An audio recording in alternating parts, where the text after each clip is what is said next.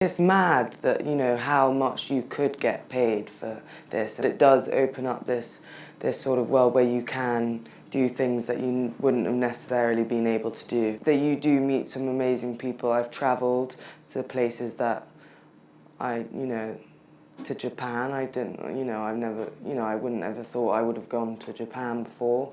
And I'm not gonna, when you're on a massive billboard somewhere, that's really exciting. You feel proud about that because you got there. And I think that's really important. There will be times where you want to change yourself because these models that you surround yourself with, or the models you see in magazines, are doing better, or you lose out on that job, or you go to a shoot and you feel unwanted or like you shouldn't be there.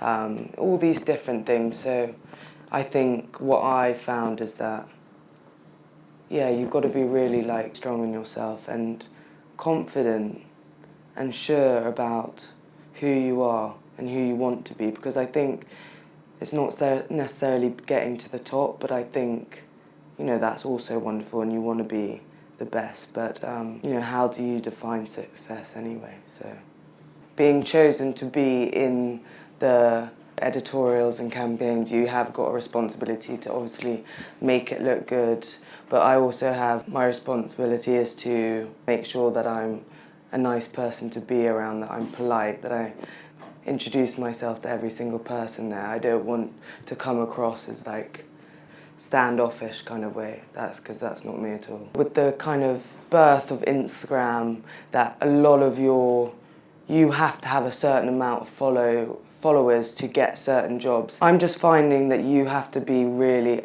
to be really careful about what you're going to put on your Instagram. If you do have followers, if you do have certain girls following you and idolising you, then you have to be careful what you're putting on your Instagram.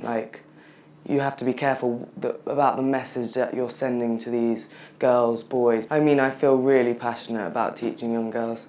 I think having such a hard time when I was at school, I think there really should be a space where girls can talk about these certain things that maybe people don't see as so important, like insecurities, I don't know, boyfriends, sex. I just think it's really important because I think at school I didn't have that space, and then after I left school I was completely lost. I had no idea who I was. I didn't know. I was sucked into idolising these people that had a life that I thought I wanted. I was young and it's very exciting to be asked to do this job and that job, but with help from my parents I did put school first. There were times that I did go away for a few days and do a job, but most of the time I chose school first.